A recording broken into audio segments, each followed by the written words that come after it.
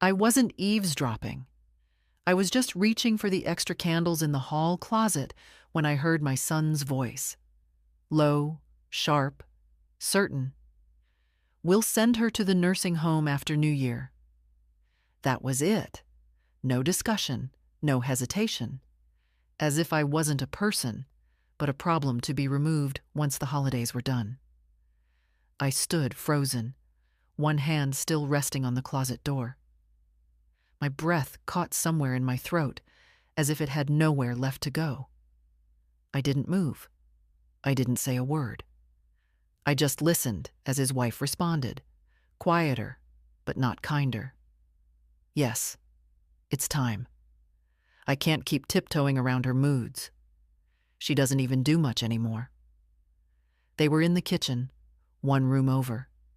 The children were asleep upstairs, and the scent of cinnamon still hung in the air from the cookies I'd baked that afternoon. I remember every detail, because that was the moment something inside me cracked and then rearranged itself. I closed the closet door softly, walked upstairs as if nothing had happened, sat on the edge of the guest bed and looked at my hands. My fingers still smelled like vanilla. My slippers were worn thin at the toes. I was 68 years old and apparently scheduled for disposal.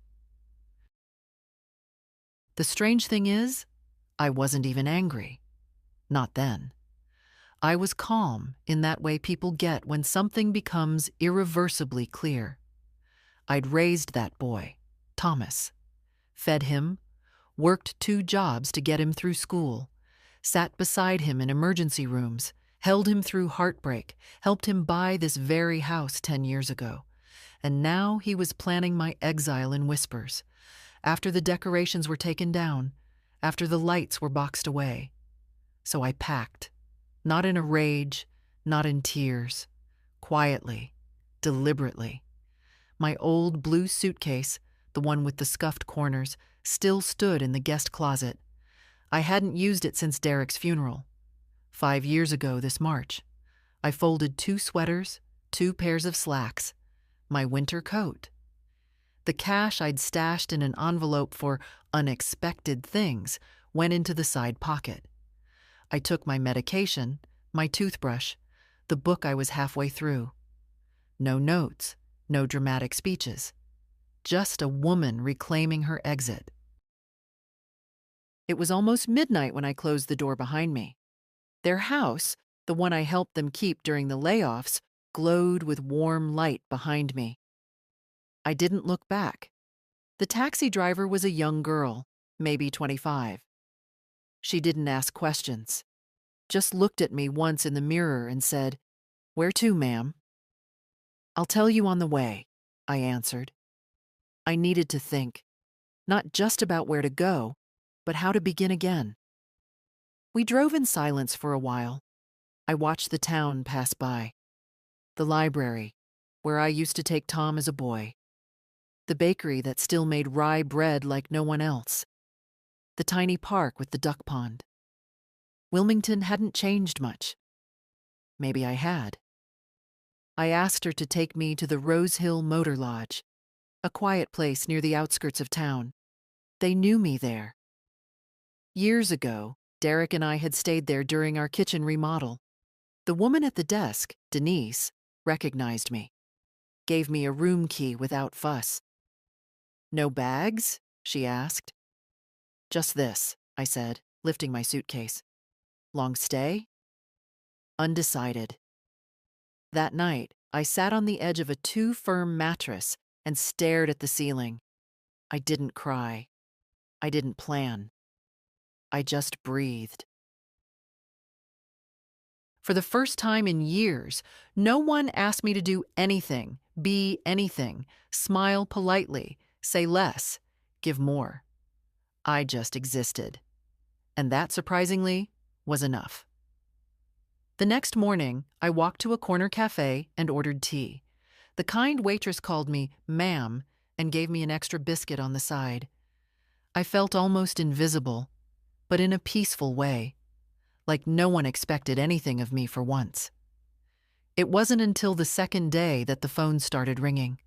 First Thomas, then his wife, then again. I let them call. Let the voicemail fill up. I wasn't ready to hear excuses or promises. I already knew the truth. I'd overstayed my usefulness in their world, but not in mine. I opened a notebook from the drawer in the motel room and wrote one sentence. I am not furniture to be rearranged when it suits them.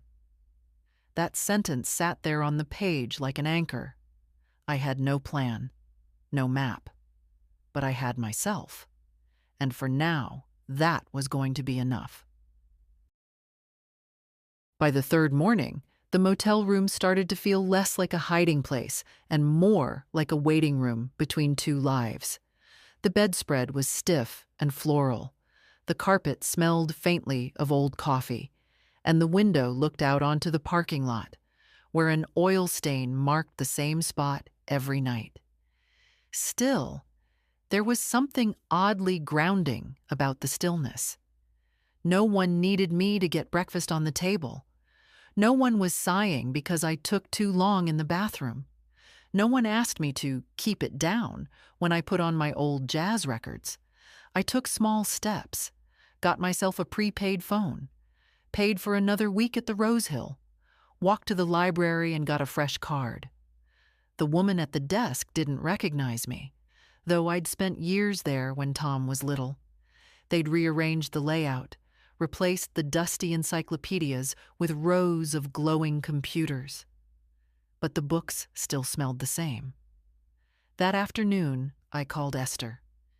We hadn't spoken in almost 2 years, not since her sister's funeral, when I'd sent flowers and a card and hadn't made it to the service. She picked up on the second ring. Well, I'll be, she said. Marjorie Lane, alive and calling. Alive and figuring things out, I said. There was a pause, and then her voice softened. You sound tired. I left Tom's house, I said. Another pause. Oh, she said. They finally did it? Almost. I overheard them planning it. I explained briefly, not the whole thing, just enough. Where are you staying? She asked. I told her. She didn't scold me or ask why I didn't come to her. Instead, she said, You're not the first, and you won't be the last. I smiled for the first time all week. Esther offered her guest room. She lived alone since her second husband passed. But I needed my own space. Not another bed under another roof where I'd be someone else's responsibility. I need to stand up on my own, I told her. You always did, she said. After we hung up, I called a man named Chuck, an old friend of Derek's who used to run a few rental units around town. I wasn't sure the number still worked, but he answered. Chuck, it's Marjorie Lane. You wouldn't happen to have a vacancy, would you? He remembered me right away. Said he had a small unit. Nothing fancy but quiet, with heat that worked, and a sturdy lock. It's on Maple and 6th. Ground floor. You interested? When can I see it? That evening, I visited the place. The apartment was small. A one-bedroom with scuffed floors, yellowing blinds, and a fridge that hummed like an old radio. But it had its own front door and a little patch of grass outside the window. It was mine, if I wanted it. First month, security deposit. Chuck said he'd waive the application since he knew me. I signed the papers right there at the chipped Formica table. The next day, I moved in with my blue suitcase and a bag of groceries. Denise from the motel drove me. She said she'd never seen someone check out smiling. I bought a folding table from the thrift store, a second-hand armchair, and a kettle. That night, I drank tea on the floor, wrapped in a blanket, listening to the quiet hum of my new space.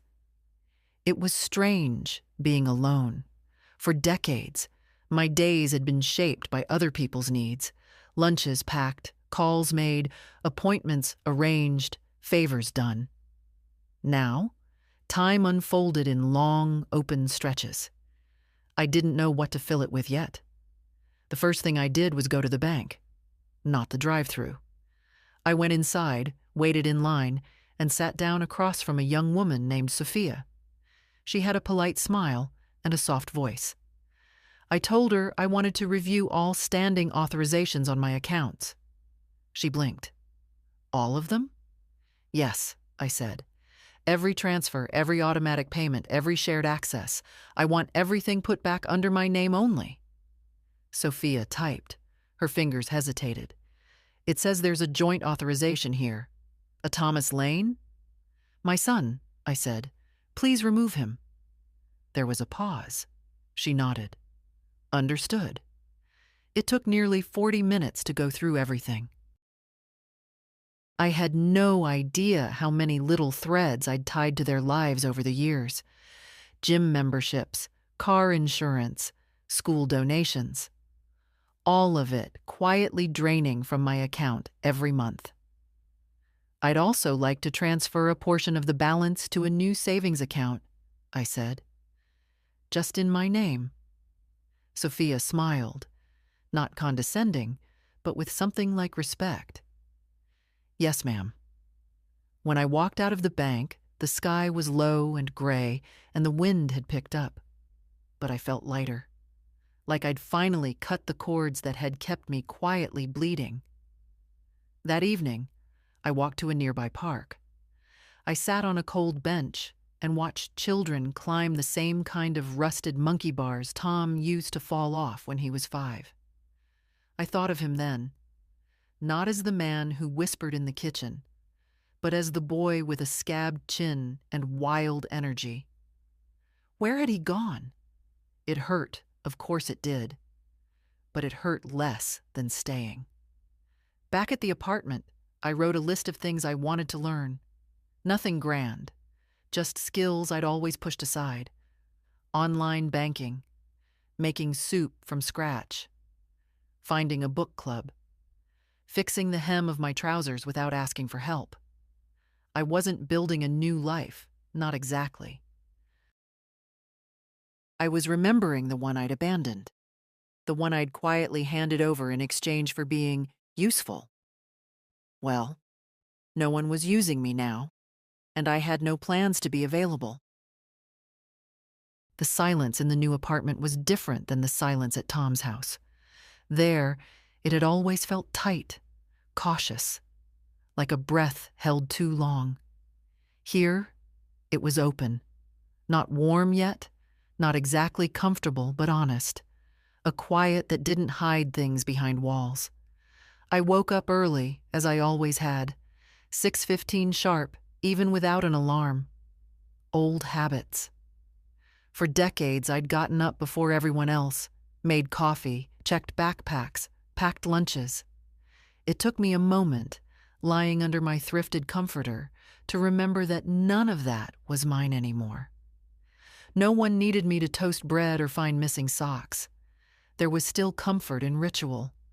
I brewed tea, opened the curtains, wiped down the kitchen counter, though it was already clean. I didn't have much furniture yet, just a card table and a folding chair, but the floor was mine. The air was mine. No one would come in and change the channel or sigh if I left dishes in the sink. Still, I couldn't ignore the ache behind my ribs. Not regret, not exactly. Something more like bruising. You can love someone so much for so long that you start to forget how to love yourself. And when they take that love for granted, reduce it to background noise, something they assume will always be there, it leaves a particular kind of emptiness when you finally walk away. I didn't feel brave. People keep using that word, brave, for women like me. But bravery implies some kind of fearlessness. What I felt was fear, certainly, but also weariness. Like I'd simply run out of the ability to pretend I didn't hear what I'd heard in that hallway. I sat down with a pen and a cheap notebook from the corner store. I hadn't kept a journal since I was a teenager, but the words came anyway. I left because I was already gone in their minds. The sentence sat on the page like a splinter. Later that morning, I walked to the hardware store to get some hooks for the kitchen wall. I wanted to hang my 2 good pans. The man behind the counter was older, wore thick glasses, and didn't rush me. He asked if I was new in the neighborhood. I said yes, but didn't explain further. Back outside, the sky looked like aluminum foil, flat and cold. I wrapped my coat tighter and walked 3 extra blocks just to move, to feel my legs. I passed a community center with a paper sign taped to the glass. Free computer classes, seniors welcome. I took a photo of the flyer with my new phone, the first I'd ever owned that didn't come from my son's family plan. My fingers still fumbled with the screen, but I'd learn. That was the point. Back home, I made soup from a can, added herbs, toasted a slice of bread in the oven. I ate at the folding table and read the newspaper cover to cover, including the obituaries. Not because I expected to know anyone, just because it made me feel grounded. I wasn't a ghost. Not yet. The phone rang around 4 p.m. I let it ring the first time, let the voicemail pick it up. When it rang again 10 minutes later, I answered. It was Tom. "Mom," he said, breathless, like he'd been running. "Where are you?" "I'm fine," I said. "I'm safe." "Why didn't you leave a note?" I didn't think I owed one. A long pause. Then, "You scared the kids." "I'm sorry they were frightened," I said, and I meant it. But that wasn't my doing. Another pause. Then cautiously, "Was it about what you heard?" "Yes." "Mom, I didn't mean it the way it sounded." "You meant it exactly the way it sounded, Thomas." A different silence now. Heavy, loaded. We were talking in frustration," he said. "Things have been tense." I let that hang there. It wasn't an apology. It wasn't even close. "I'm not calling to fight," he continued. "Just to understand. You've always said this family was your life." "That was my mistake," I replied, "making one thing my whole life." He didn't respond. I told him I'd found a place, that I was all right, that I didn't want him or the kids to worry. But I didn't tell him where I was. I wasn't ready. "I can come get you," he offered. "I don't need to be gotten." Then came the words I'd been waiting for. Not because I wanted them, but because I knew they were coming. "But what are you going to do?" The implication was there. What could I possibly do without them? "I'm going to live, Tom," I said quietly. "That's what I'm going to do." That night, I listened to music on the little portable radio I'd bought at a pawn shop years ago. Slow jazz, soft vocals, nothing fancy. I sat in the armchair and stared at the wall, not out of sadness, but out of amazement. I'd never sat like this before. Still, unneeded, alone, and felt at peace. I wasn't angry at Tom, not anymore. I wasn't even angry at his wife, who had long since stopped seeing me as anything but a tired fixture in her household. What I felt was something quieter, sturdier. The beginning of distance. The healthy kind. The kind that reminds you where your skin ends and someone else's grip begins. I wrote another sentence in my notebook before bed. I don't know what comes next, but I know it won't be a return. The next morning, I put on my wool coat, the gray one with the missing button, and took the bus into town. It was cold, and my knees were already protesting, but I didn't care. I had something to do. I hadn't set foot in the main branch of Broadwell National Bank in nearly 5 years. Last time was with Tom. We were finalizing paperwork for the refinance on their house. He'd done most of the talking. I'd done most of the signing.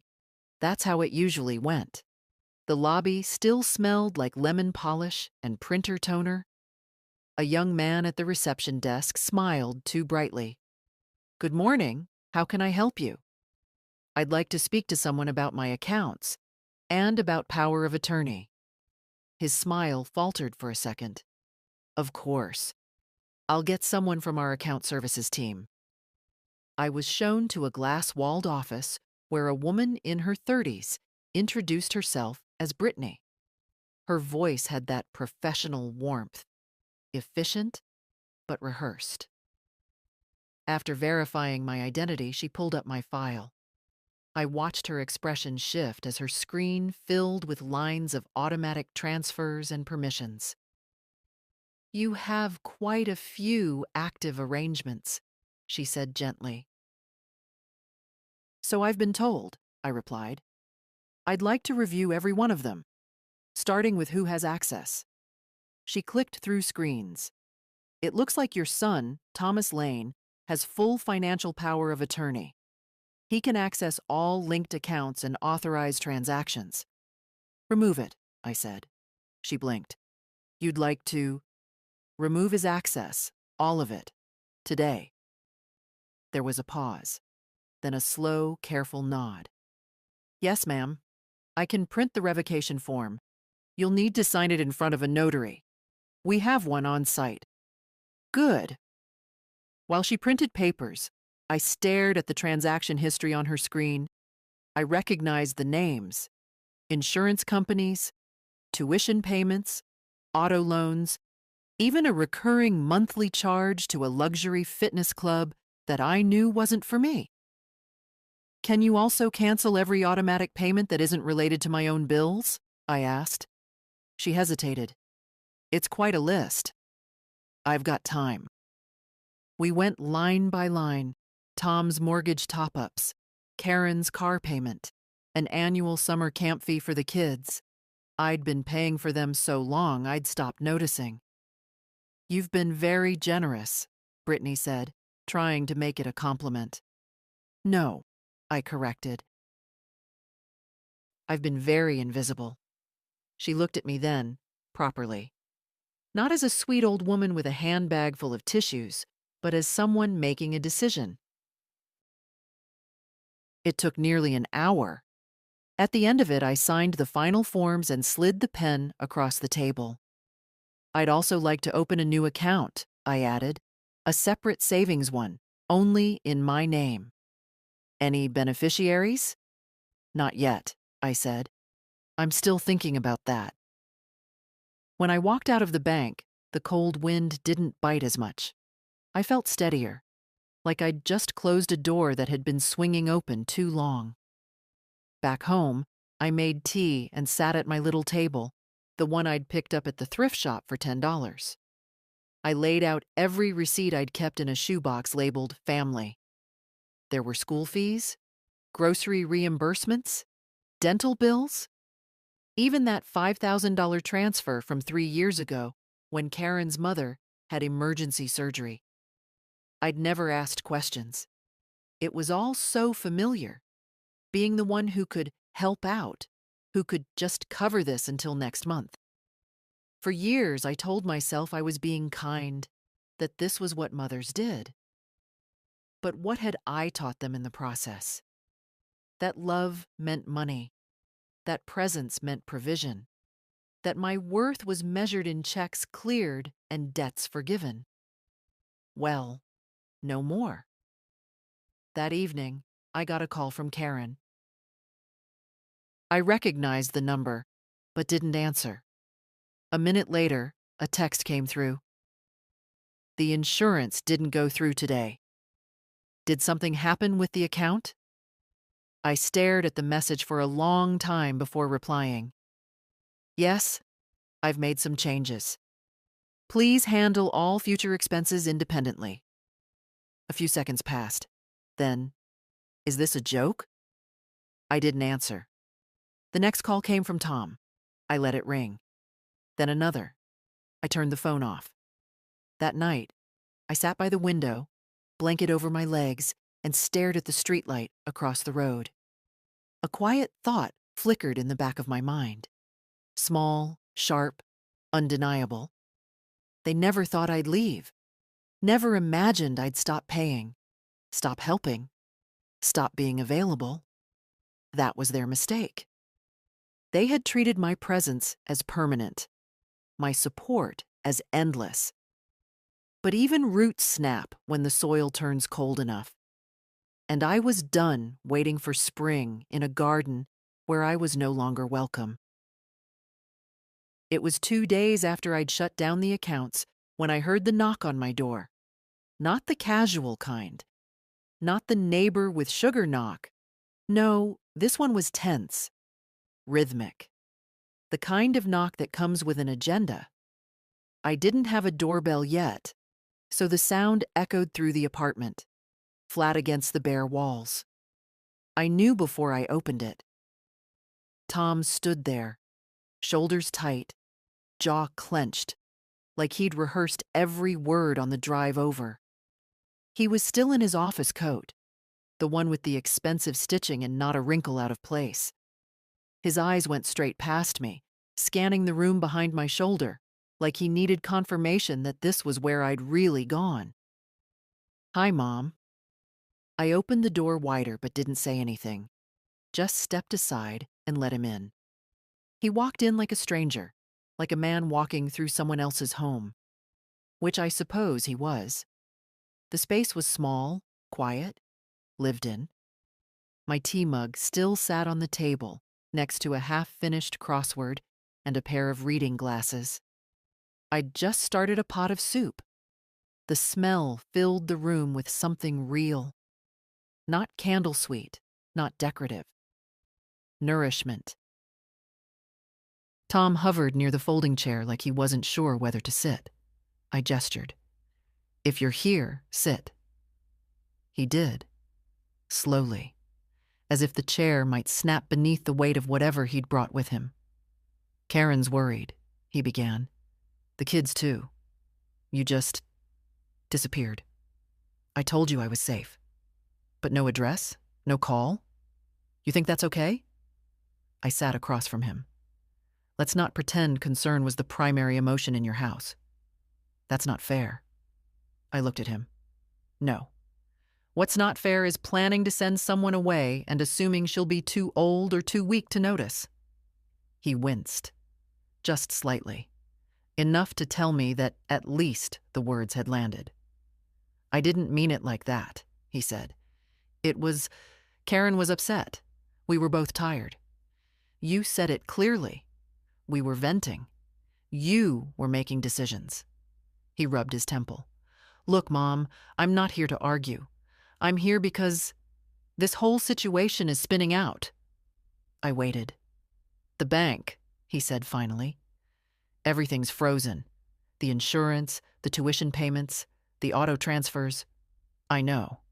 You canceled them. I did. You revoked access. I did."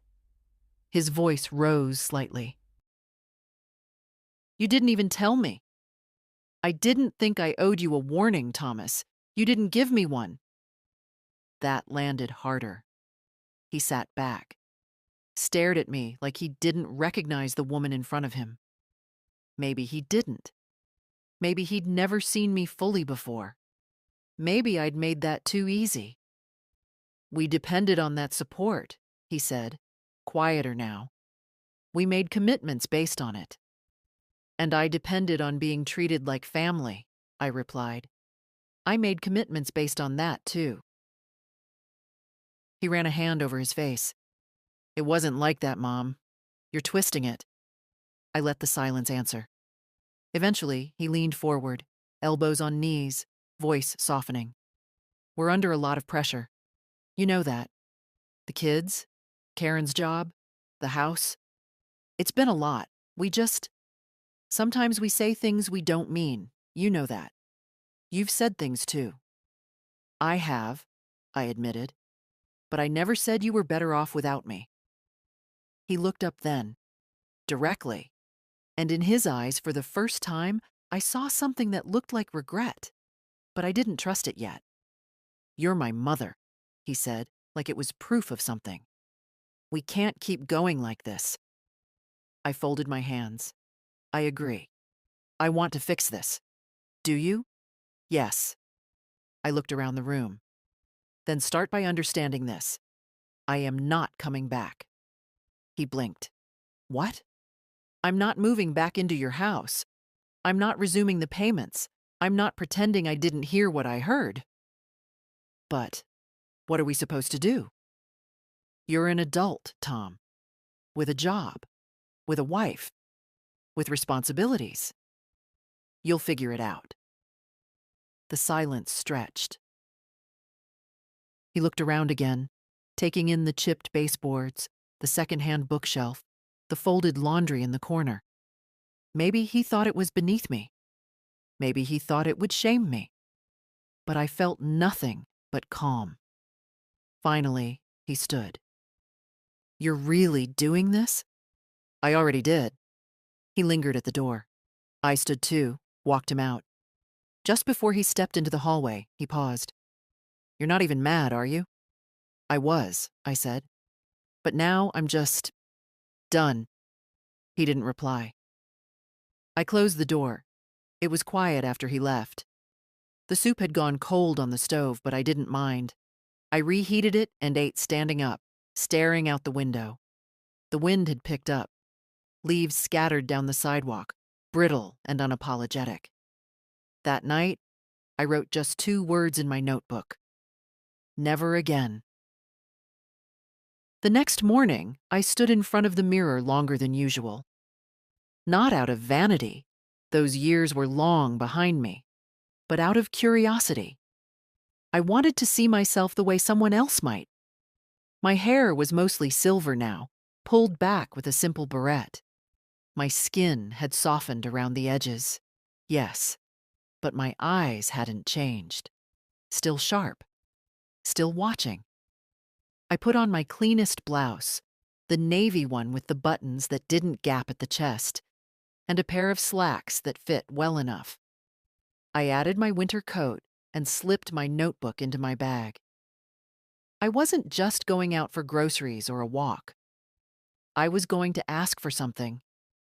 The idea had started like a flicker 2 nights ago, when I passed the library and saw a sign in the window. Volunteers needed, no experience necessary. I'd stood there in the cold, reading it twice. It didn't say young people only. It didn't say computer experts. Just needed. The same building had once been my weekly sanctuary. Tom was 5 when I first brought him.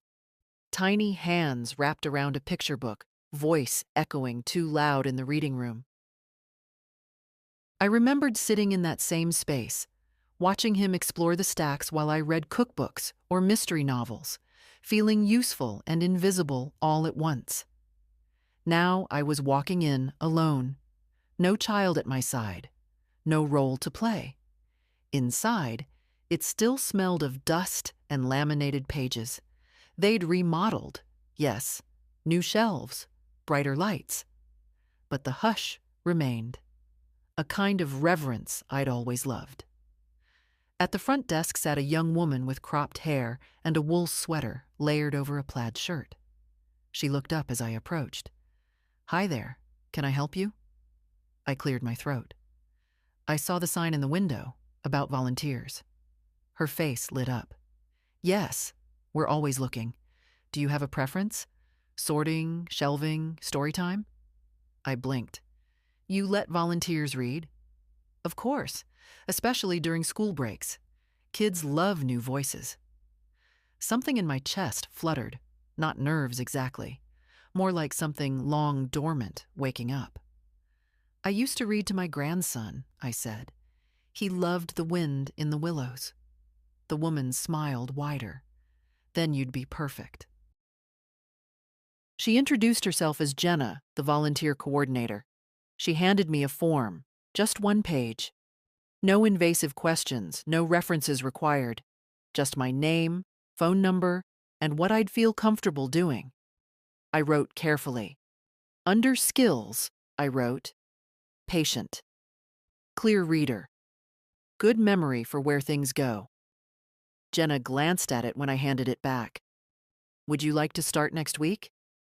Why not today? I asked. And just like that, I was shown around.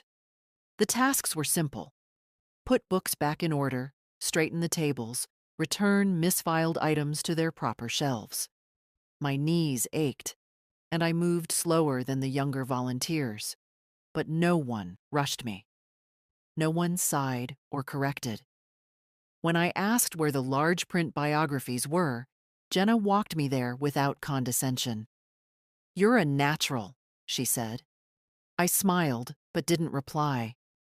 The truth was, I hadn't felt like a natural at anything in years.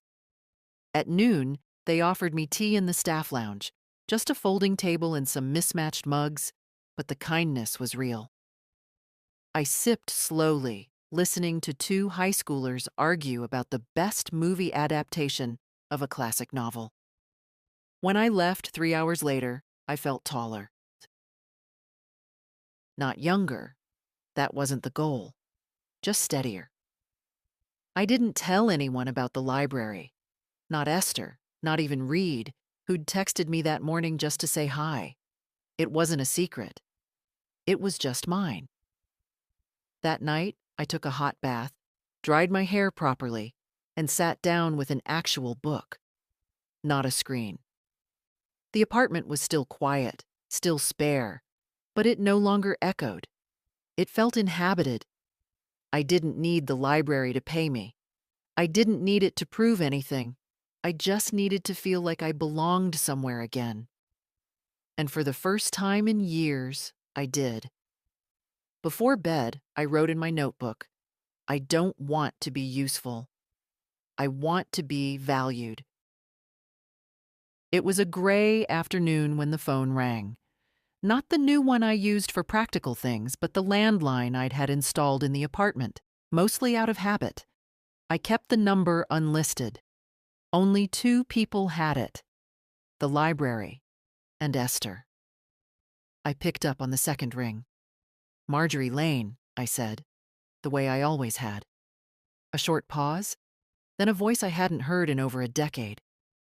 Well, if that isn't the sound of a woman who still knows how to answer a phone properly. I laughed, a short, stunned burst that came from somewhere real. Sheila Carmichael, as I live and breathe. I heard a little whisper about you, she said, from someone at the bank, of all places. Said you walked in there like you owned the place and walked out like you'd set it on fire. I smiled. That's not entirely inaccurate. Well, it was enough to make me dial. Are you still in Wilmington? I am. Then let's do this right. Tomorrow. Lunch. My treat. I hesitated. Not out of reluctance, but unfamiliarity. I hadn't been invited anywhere in months that wasn't a birthday party for one of the kids or a last-minute call to help with a casserole. She sensed it. Come on, Marge. 2 old broads catching up. You don't even have to put on mascara. I said yes. The next day, I pulled on a soft sweater and one of the good scarves I'd kept in a box labeled Nice Things. The cafe Sheila picked was one of those places with mismatched chairs and a chalkboard menu, halfway between trendy and honest. She was already there when I arrived. Red lipstick, a silk blouse with too many buttons, and the same pointed look in her eyes I remembered from our church committee days. She stood to hug me. You look good, she said. Like someone who finally set something down after carrying it too long. We ordered soup and bread, and the minute the server walked away, she leaned in, voice low. So tell me the truth. You left? I did. And? It's quieter, but it's real. She nodded slowly. I've thought about it, you know. Every time my daughter rolls her eyes because I don't know what an HDMI cable is. Every time I'm told I worry too much when I ask about the bills I pay. Every time I get called cute for having an opinion. I reached for my tea. You ever say something? Once, Christmas 2 years ago. I asked if they needed me to bring anything. My son-in-law said, "Just your checkbook."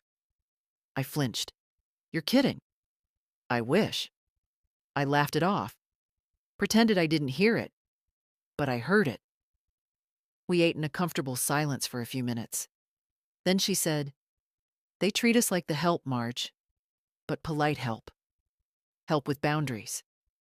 Help who says thank you when they're included. We disappear in our own families, inch by inch." I nodded. I disappeared the minute I stopped being convenient. "But you didn't stay gone," she said. "That's the difference." She asked about the apartment, the library, my days. I told her everything, and she listened like it mattered, not with pity, but with a kind of admiration. "You know," she said, dabbing her lips with a napkin, "we should do this again. Make it a thing. Regular. I'd like that."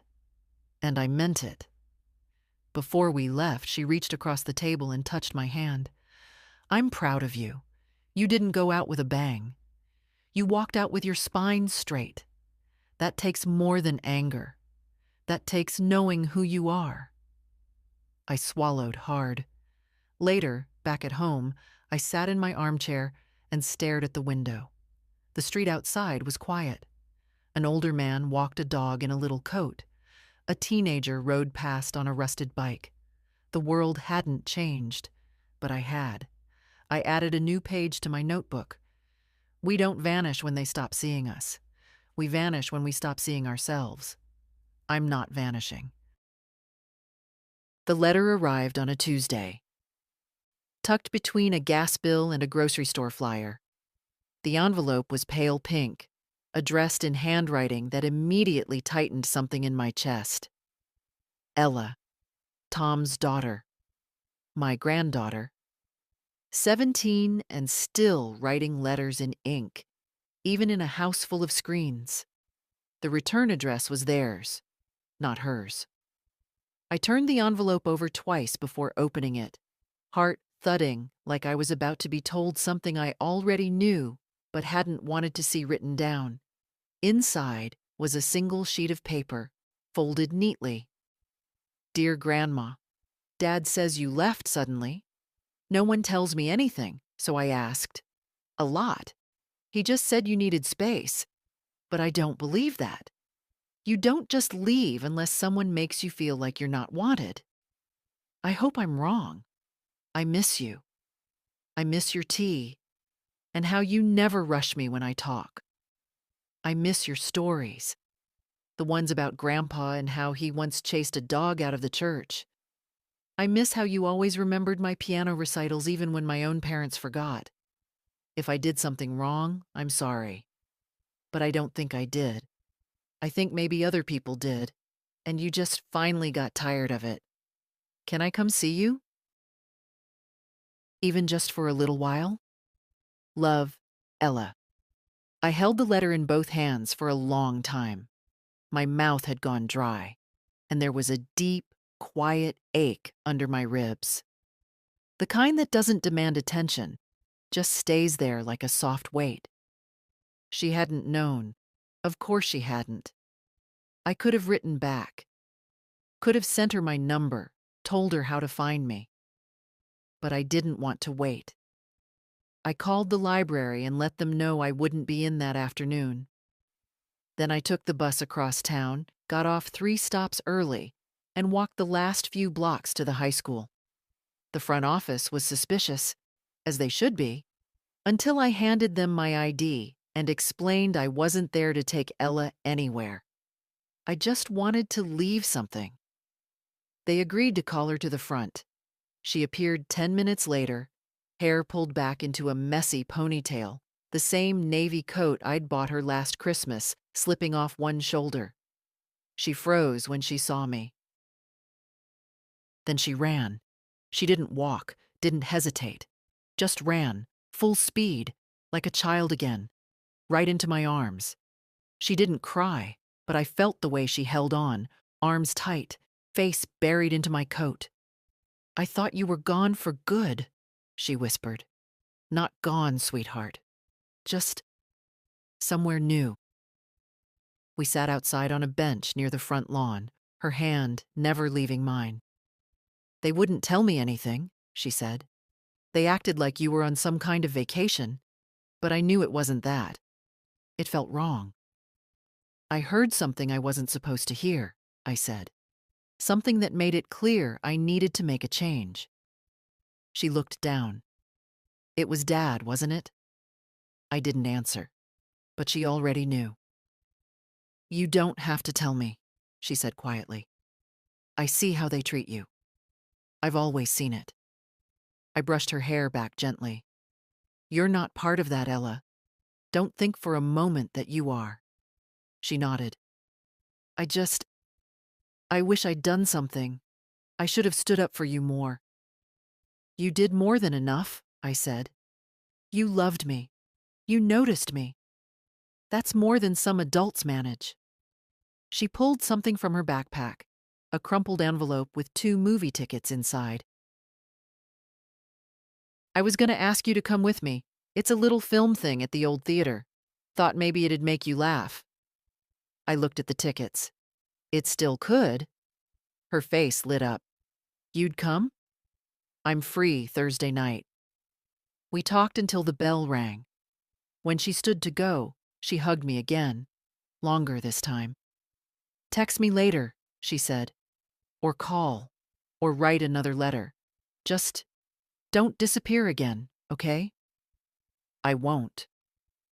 That evening, I sat at my little table with the envelope propped up in front of me like a photo.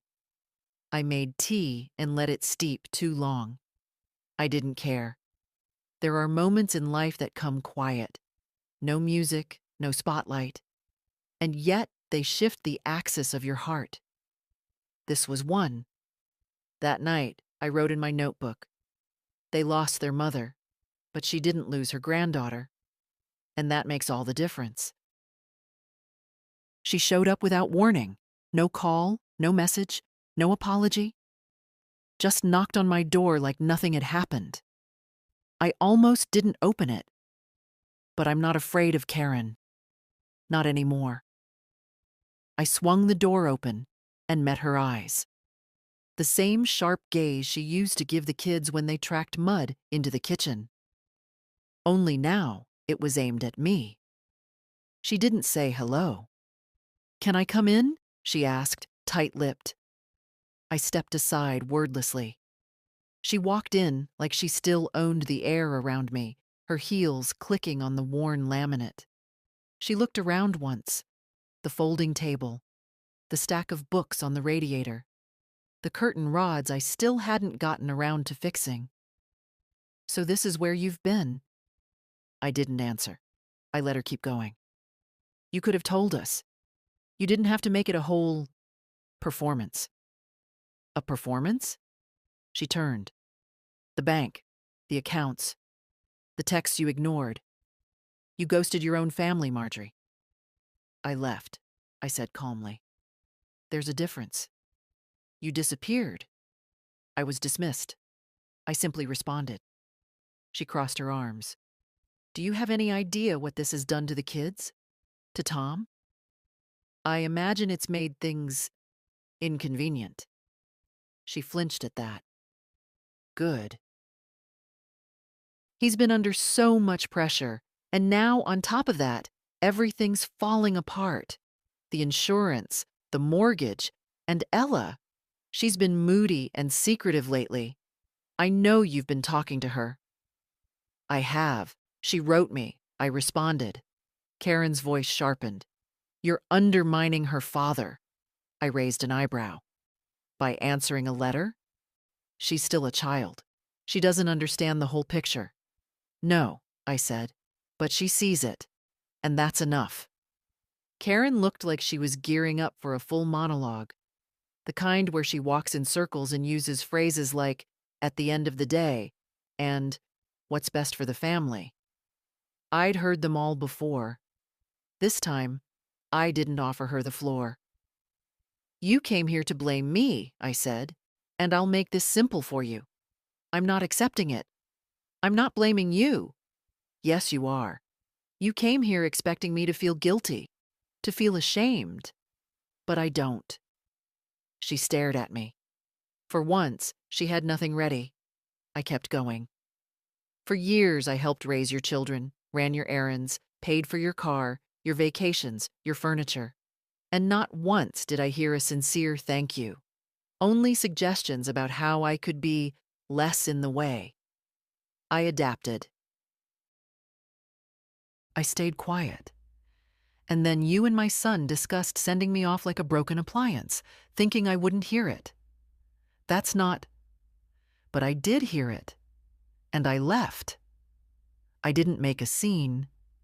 I didn't call the neighbors. I just packed and walked out. So don't stand here and lecture me about family. Karen's face flushed. For a second, I saw something human in it. Not softness exactly, but something close to discomfort. Recognition, maybe. "I never wanted things to get ugly," she said. They didn't. Not on my end. We stood in silence for a while. The wind brushed the window pane like it was trying to remind us how thin the walls were. Finally, she said, "What are you going to do now?" "Live," I answered, "and do it on my own terms." She blinked. "That's it?" "That's enough." Karen turned toward the door, then paused. "Tom thinks you're never coming back." I met her eyes. "He's right." She didn't argue, just left. I watched her go, down the steps, across the cracked sidewalk, into her car. She didn't look back. Neither did I. Later that evening, I took out my notebook and wrote one sentence. "There is no power in being tolerated, only in being free." It took time for the quiet to stop feeling like a punishment. In the beginning, it was too much. The silence after dinner, the stillness of the mornings, the echo of footsteps in a hallway that held only me. I'd spent so many years inside a house full of other people's noise, other people's needs. When it all fell away, it felt like I'd fallen too. But slowly, the quiet became something else. Space, not absence, but room. Now I woke up when I wanted to, not to the crash of cereal bowls or the thud of kids racing downstairs. I had a clock on the nightstand, but I didn't set it. My body knew when it was time to rise. Sometimes earlier, sometimes not. No one noticed but me. I started each morning the same way. Tea, the local paper, a short walk down Maple Street, and back again. The cold didn't bother me. I liked the way it bit at my cheeks, reminded me I still had a face of my own. On Wednesdays, I joined a senior yoga class at the community center. I was the youngest in the room, oddly enough. Most were in their 70s or 80s, but no one minded. The instructor, a kind woman named Delia, with more patience than most saints, never asked why I was there. She just smiled when I arrived and handed me a mat. The first few classes I could barely reach my knees. My back popped like bubble wrap. But I kept going. Week after week, I began to stretch a little further, breathe a little deeper. There was no music, just the sound of breath and the occasional chuckle when someone tipped too far. After class, we'd sit in a circle with paper cups of tea. The women talked about arthritis, grandchildren, news headlines. I listened. Sometimes I added a sentence or two. No one interrupted. No one told me to wrap it up or not now. That was new. I also signed up for a digital literacy course, Thursday evenings in a fluorescent-lit room behind the public library. 10 of us sat at desktop computers, learning how to open documents, send emails, use a spreadsheet. It was humbling at first. I'd spent years pretending I wasn't good with technology, letting Tom or Karen handle everything. Now I was the one clicking and typing, sometimes slowly, sometimes wrong, but I was doing it. At the end of our second week, the instructor asked us to send an email to someone we admired. I sent mine to Ella. The subject line was simple: "Thank you for seeing me." She replied within an hour, "Always, and I love you." Those small things, yoga, emails, the daily newspaper, began to form a shape, a rhythm, a new kind of life. Was it lonely? Yes. Sometimes the silence still pressed too hard. The walls felt too still. There were nights I wanted someone to call just to ask what I was watching on television. No big questions, just proof that I hadn't disappeared. But the difference now was this: I didn't mistake being alone for being abandoned. I had chosen this space, chosen myself. And I was filling the silence with things I wanted, not things I had to carry. I even started a small project, a recipe notebook. Not for anyone else, just for me. I wrote down old favorites, things Derek used to love, meals Ella had enjoyed as a child. I added notes in the margins: too much salt last time, try lemon instead of vinegar. The notebook filled slowly, one page at a time. But it felt good to leave something behind that wasn't just a bank statement or a grocery list. Something that said, I was here, I remembered, I cared. One evening after yoga, Delia walked beside me to the bus stop. "You seem lighter these days," she said. "I am," I told her. "But not because life got easier." "Then why?" "Because I stopped pretending I wasn't sinking." She nodded like she understood. Maybe she did. Maybe we all do, eventually. That night, I wrote in my notebook, "Loneliness isn't the absence of people. It's the absence of being seen. Now I see myself." My 69th birthday arrived without fanfare. No cake, no candles, no early morning shouts from upstairs. Just me, a soft snowfall outside, and the quiet hum of the radiator trying its best. I woke slowly, without alarms, and sat in bed for a while, letting the room brighten around me. I didn't cry. That surprised me. I thought I might, not out of sadness, but out of habit. But instead, I felt steady. A little hollow, maybe, but not broken. The first thing I did was make myself a proper breakfast. Not toast, not leftover soup. I made eggs, the good kind, soft in the middle, and cut up an orange I'd been saving. I even used the ceramic plate I usually reserved for guests I never had. I sat at the table, alone, and ate like I was worth something. Because I was. Around 10, I wrapped a small box in brown paper.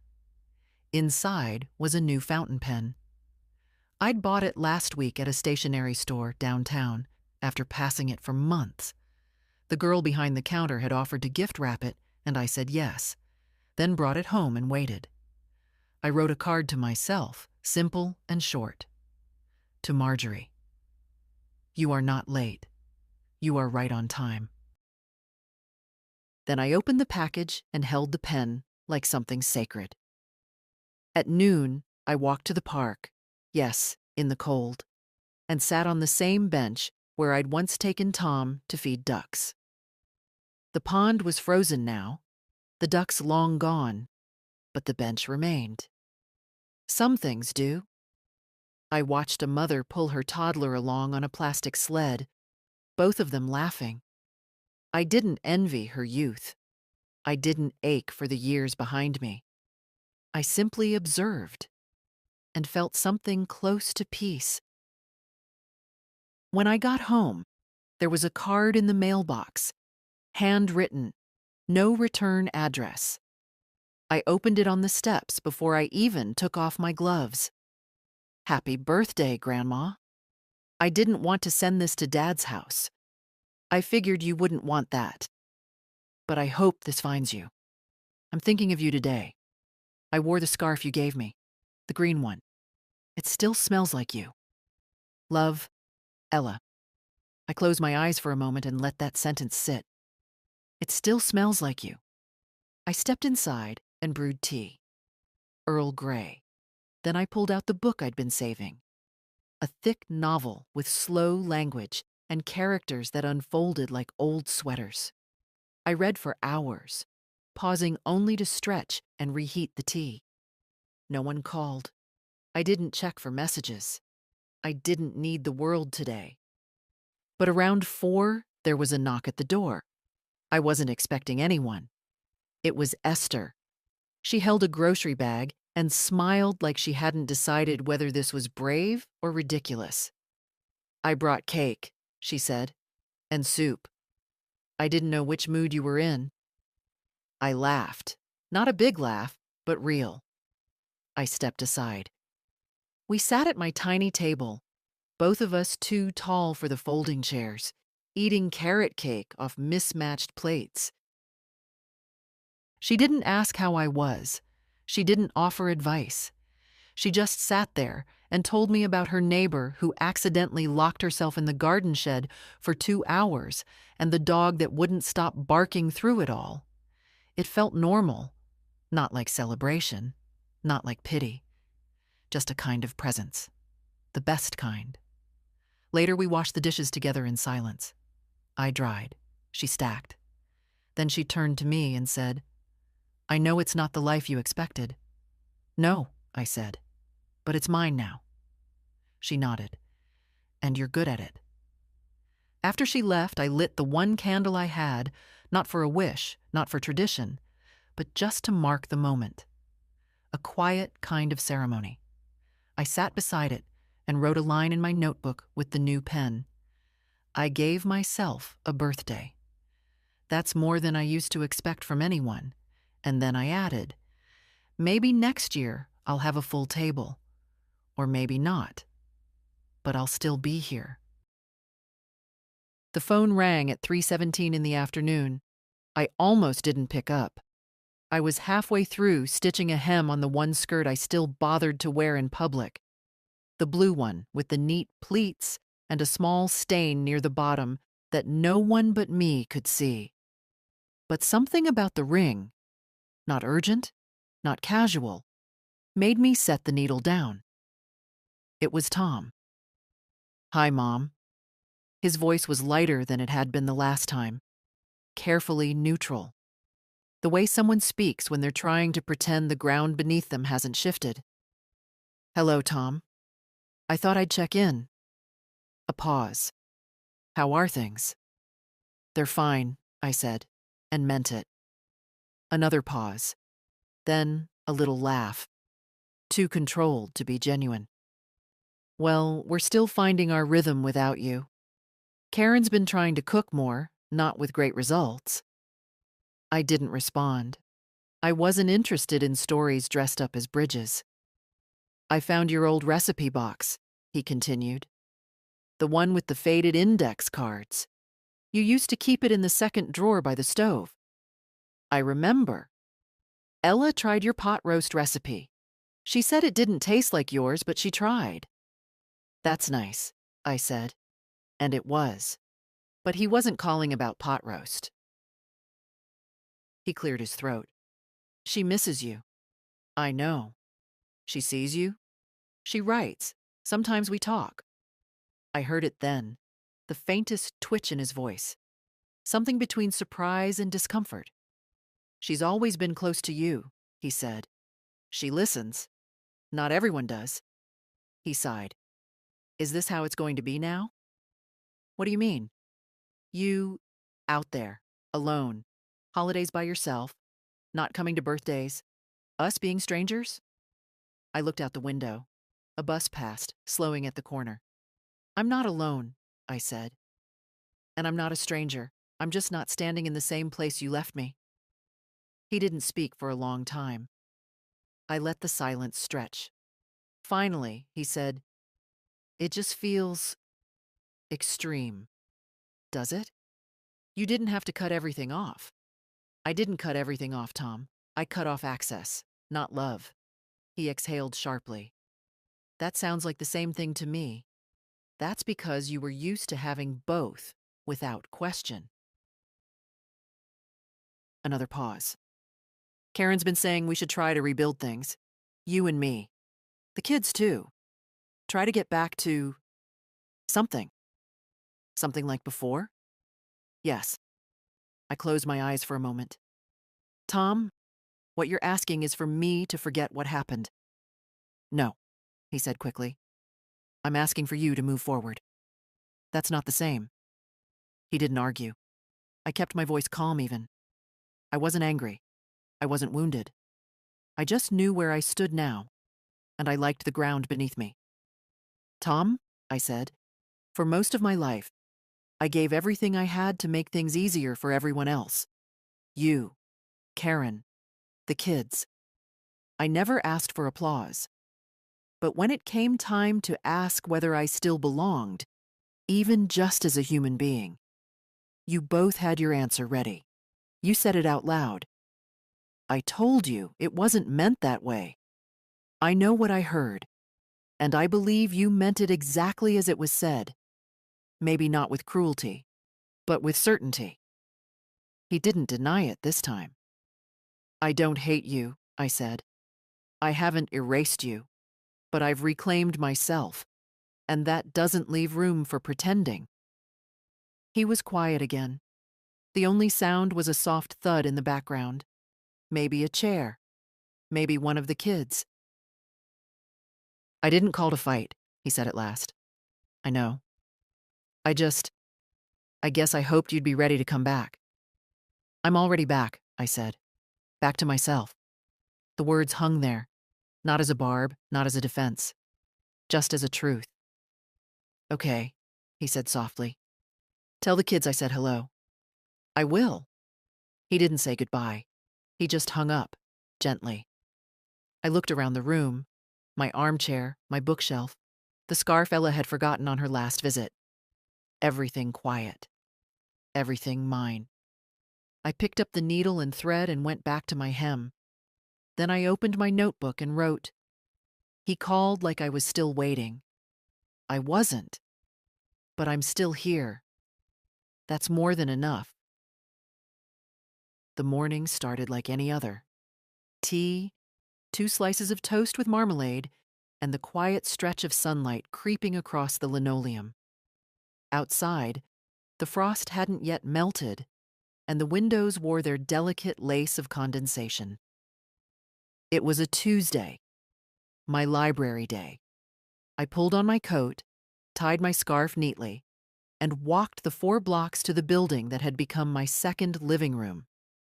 The old oak doors creaked just enough to make me feel known each time I passed through. Jenna greeted me with a wave from the desk, already half buried in returns and overdue notices. We've got a school group coming in today, she said. 4th grade, it'll be chaos. I smiled. Then let's get the carts ready. There was comfort in the rhythm. Reshelving paperbacks, restacking magazines, checking the corners of shelves for abandoned picture books.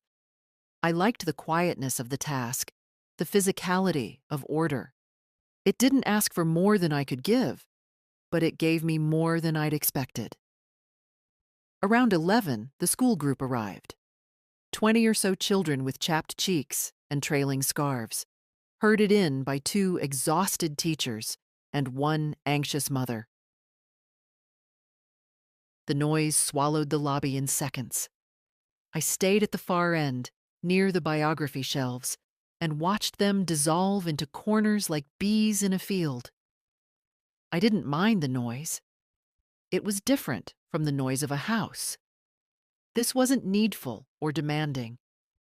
Just energy, moving through space. While reshelving a row of cookbooks, I heard a small commotion near the reading area. A boy, 8 or 9, was whining at his mother. She looked like she hadn't slept in a week. Just pick one, she said. We don't have all day. I don't like any of these, the boy muttered.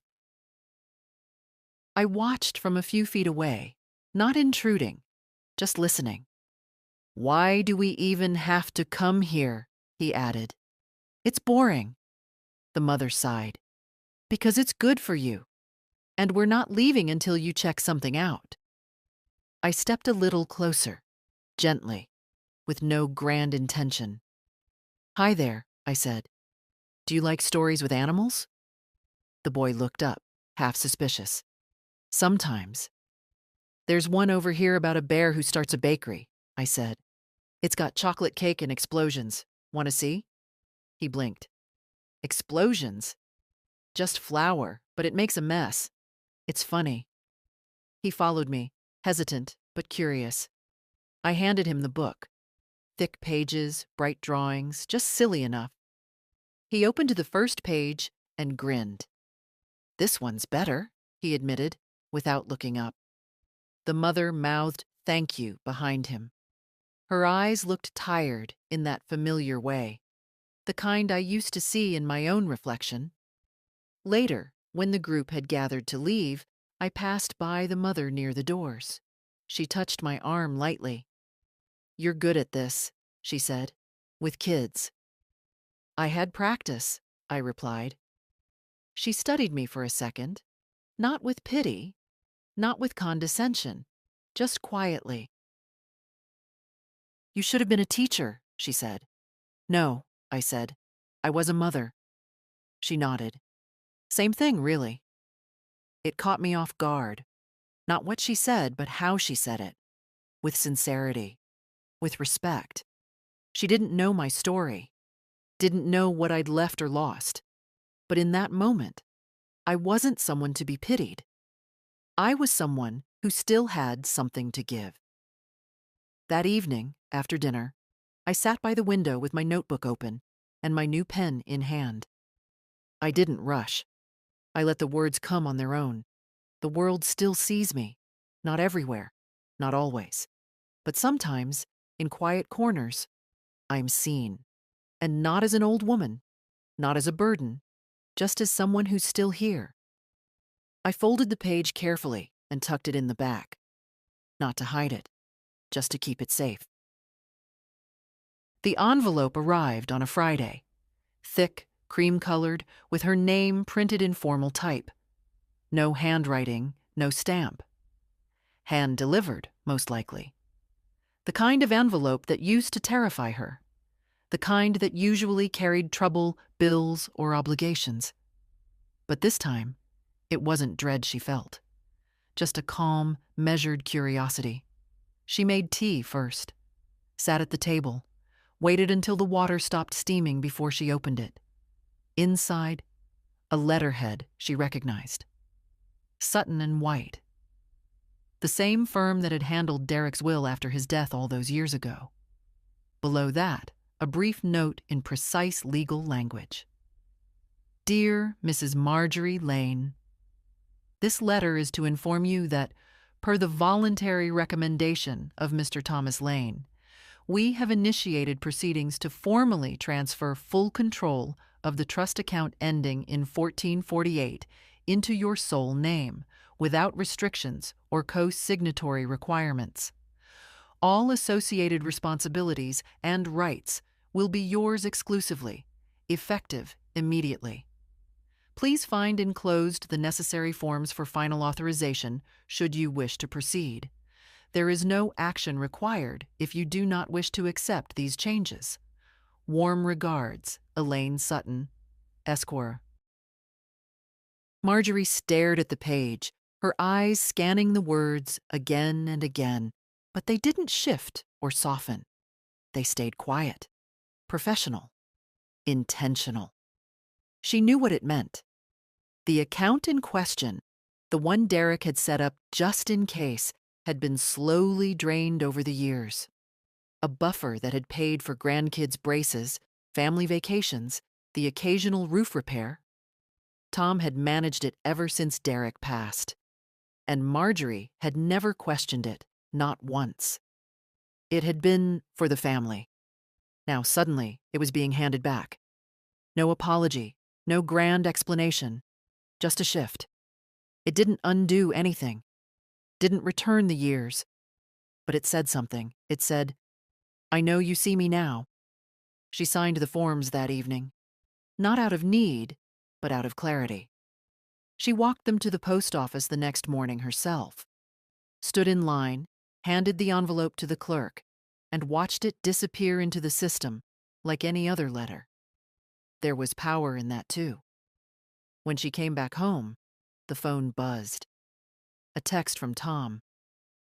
I thought it was the right thing. That's all. Hope you're well. She didn't reply. She didn't need to. Later that week, the bank called to confirm the transfer. A quiet woman with a warm voice walked her through the final steps. No surprises, no pushback. At the end of the call, the woman said gently, "You're fully in control now, Mrs. Lane. Just let us know if you ever need anything else." Marjorie smiled. "I'll let you know if I do." She hung up and sat still for a long time, her tea untouched, cooling beside her. She thought about what that control used to mean, about how often it was offered in words but withheld in practice. How often women her age were trusted with casseroles and babysitting, but not money, not decisions, not space. Now, for the first time in a long time, there were no strings, no caveats, just an account with her name and no one else's. She took out her notebook. Not the usual one, a different one. The old black ledger Derek had once used for household budgeting.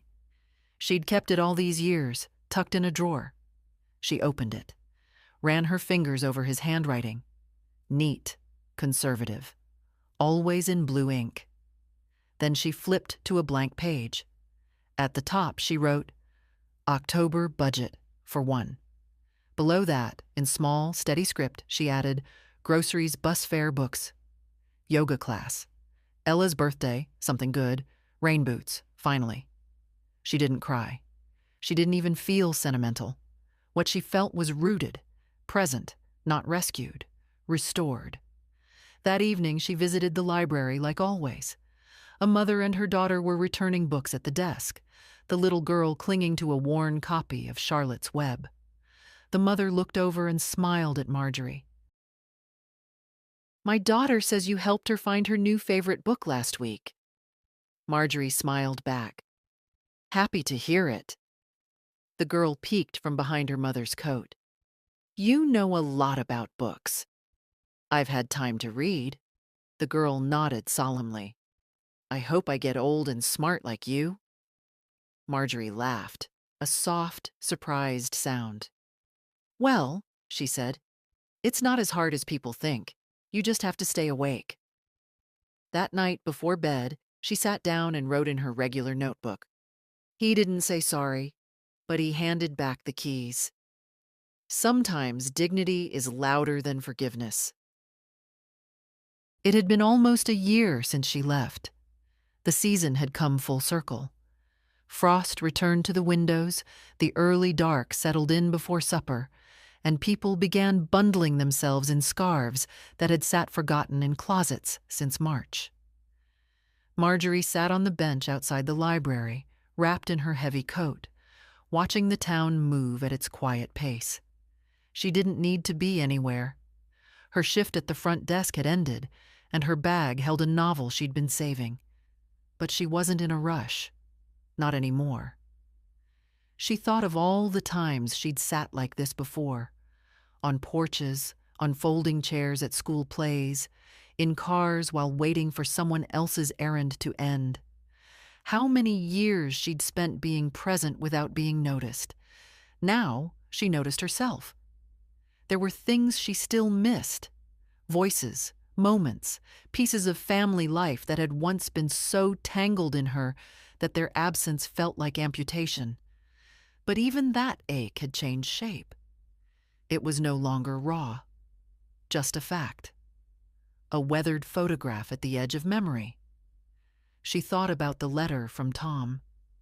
A second one had come last week. Not about money, just a note, a page. He'd written about work, about the kids, about nothing in particular. He hadn't asked for her return, hadn't apologized, she hadn't replied, but she hadn't thrown it away. Ella had visited again the weekend before, brought her a scarf she'd knit in her after-school club. The green was too bright for Marjorie's usual taste, but she wore it anyway. The girl had come on her own. No rides arranged, no secretive whispers. Just a girl who still saw her grandmother as someone worth the trip. They'd sat together in the small apartment, drinking cocoa, watching a film they'd both seen before. No big conversations. Just ease. And when Ella left, she'd hugged her tight and said, "You're doing it. You're really doing it." Marjorie hadn't asked what she meant. She knew. Now, sitting on the bench, she saw the sun begin to fall behind the trees. She pulled the scarf tighter, the one Ella had given her, and looked around. There was a woman walking a dog across the street. Older, maybe in her 70s, with a cane in one hand and a leash in the other. She moved slowly, but upright.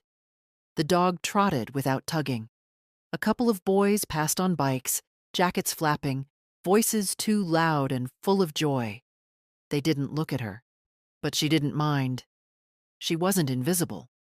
She was simply part of the scene. And that was enough. She stood, brushed off the bench, and walked home through the cold. Her key turned easily in the lock. Inside, the room was warm. The radio played soft classical music, something she'd never listened to before the move. She let it play.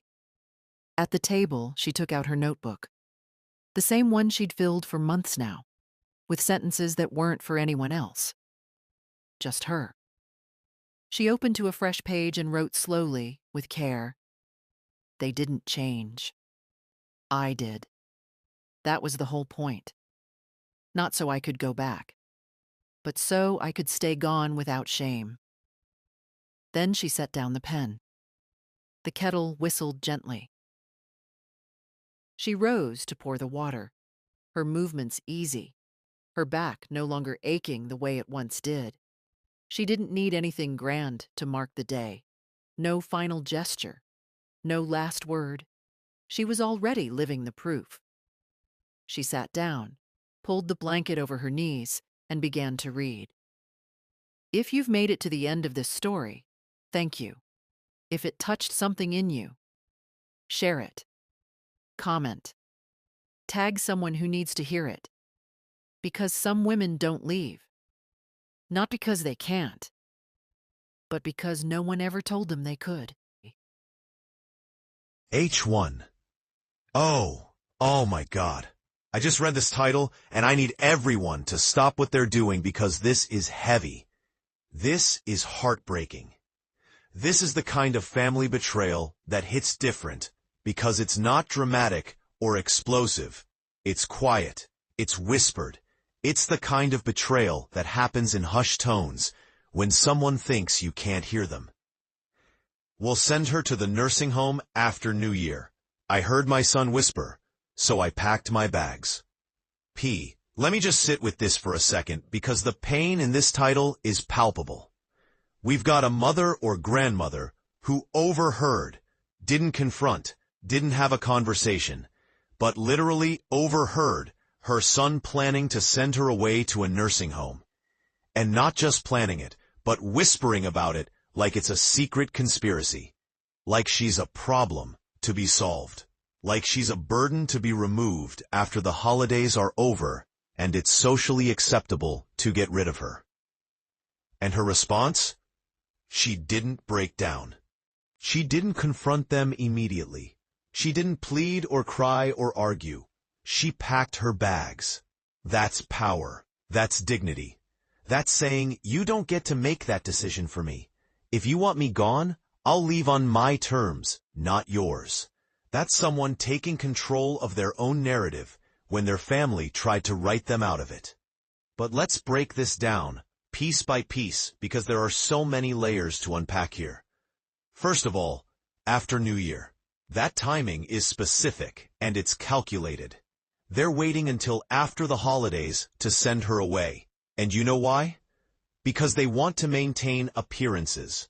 They want to have their nice family Christmas, their happy New Year celebration, their perfect holiday photos for social media. Then, once the performative family togetherness is over, once they've gotten what they need from her presence, then they'll ship her off to a nursing home. That's cruel. That's using someone.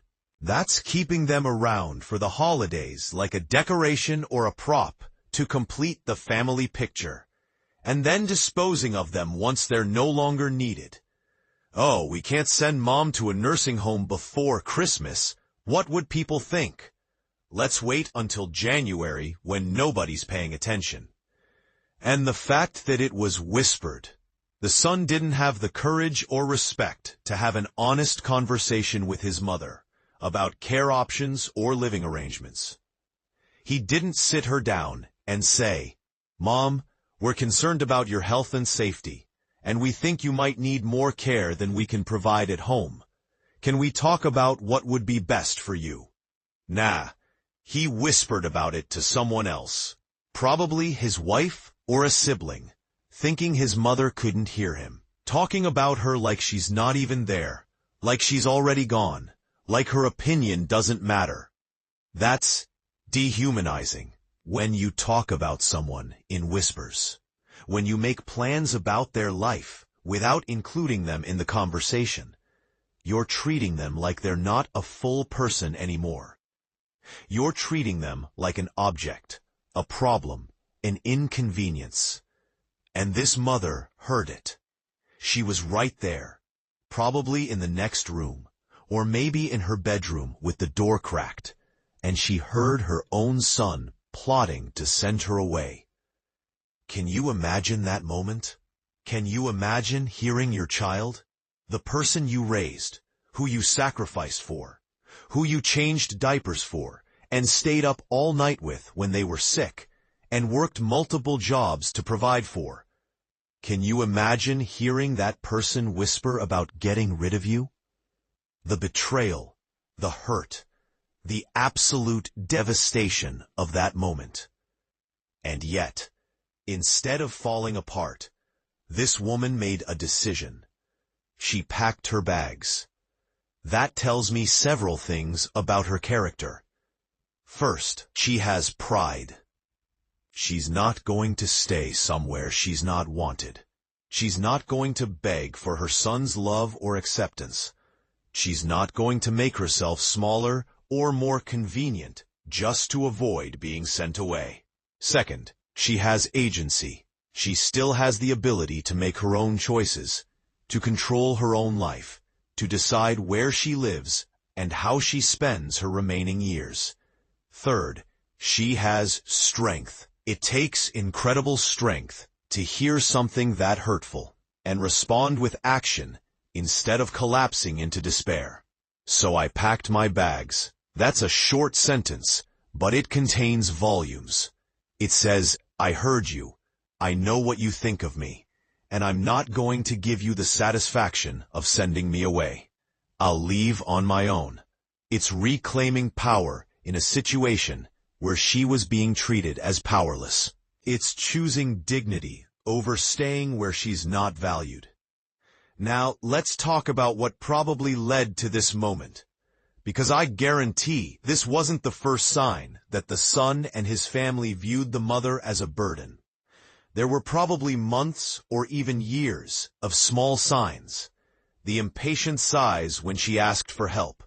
The eye rolls when she repeated a story. The conversations that stopped when she entered the room.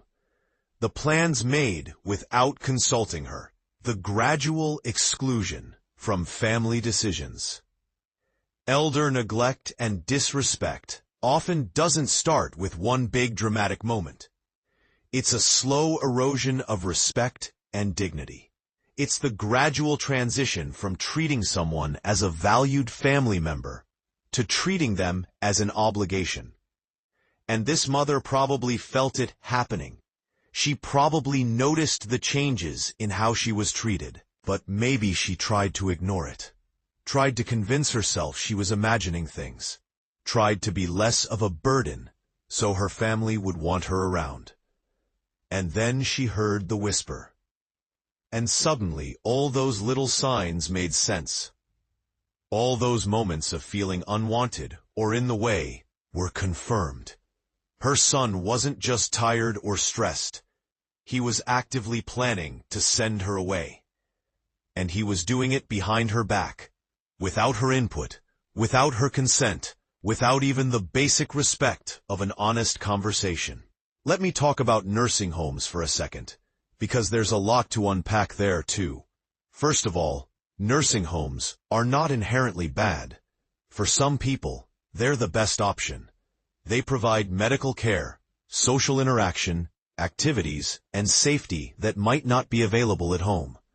If someone needs that level of care and chooses to be there, that's a valid and sometimes necessary decision. But that's not what's happening in this story. The son isn't suggesting a nursing home because his mother needs that level of medical care. He's suggesting it because he wants her out of his house. He wants her out of his life. He wants the problem of caring for his elderly mother to be someone else's problem. That's not about her well-being. That's about his convenience. Waiting until after the holidays. All of that suggests he knows this is wrong. He knows his mother wouldn't choose this. He knows she's capable of living independently or would prefer other arrangements. But he's doing it anyway because it's easier for him. That's selfish. That's prioritizing your own comfort over your parents' dignity and autonomy. That's treating the person who gave you life like they're disposable, now that they're no longer young and independent and useful. And you know what really gets me? The timing. After New Year. They want her there for the holidays. They want her there for Christmas dinner, for family photos, for New Year's toasts. They want to be able to post on social media about their wonderful family gatherings. They want her presence for the performance of being a close, loving family. But once the performance is over, once the guests are gone, and the photos are posted, and the holiday season is finished, then they'll discard her. That's using someone. That's exploiting their presence for your own benefit while planning to betray them. That's having your cake and eating it too. Getting to look like the dutiful son who cares for his mother while secretly planning to send her away the moment it's convenient. But this mother, she said, nope, not playing that game. She packed her bags. She took control. She decided that if her presence is only valued for appearances, then her presence will no longer be available. She called their bluff before they even knew they were bluffing. And I love that. I love that this woman heard the worst thing a child could say about their parent and responded with action. Not tears, though I'm sure there were plenty of those in private. Not begging, though it would be understandable if she wanted to ask why or try to change his mind. But with decision and movement. You want me gone? Fine. I'll go, but on my terms. Now I'm sitting here wondering where she went. Because I packed my bags implies she had somewhere to go or the resources to figure it out.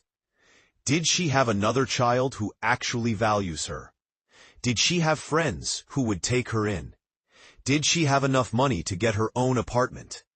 Did she go to a hotel while she figured things out? Each of those scenarios tells a slightly different story, but they all have one thing in common. She had options. She wasn't completely dependent on this son, which makes his whispered plan to send her away even more egregious, because it wasn't even necessary. Let me talk about the son for a minute, because I'm trying to understand, though not excuse, what could lead someone to treat their mother this way. Maybe he's overwhelmed. Maybe his wife has been pressuring him.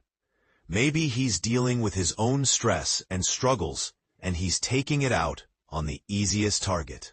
Maybe he genuinely believes a nursing home would be better for her, but is too cowardly to have an honest conversation about it. But you know what?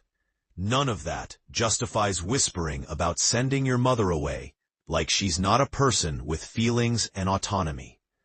None of that justifies waiting until after the holidays so you can use her for family appearances.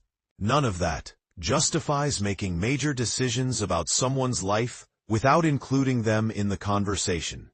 If he was truly concerned about her well-being, he would have talked to her, not about her.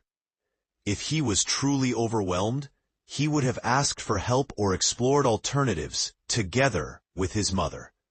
If his wife was pressuring him, he should have stood up for his mother and set boundaries about how family members are treated. Instead, he took the coward's way out. He tried to make unilateral decisions about his mother's life while keeping her in the dark until it was too late for her to object. And his mother caught him, and now he's probably dealing with the consequences of his actions. An empty room where his mother used to be, and the knowledge that he drove her away with his disrespect and betrayal. Good. He should feel bad. He should face consequences. Actions have consequences. And treating your mother like a burden to be disposed of is an action that should result in her leaving and him having to live with what he did. Don't treat family members like burdens to be disposed of when they become inconvenient. And if you do, don't be surprised when they pack their bags and leave before you get the chance to send them away. Dignity, agency, and self-respect are powerful motivators. And this mother has all three in spades. Let's see how this story unfolds.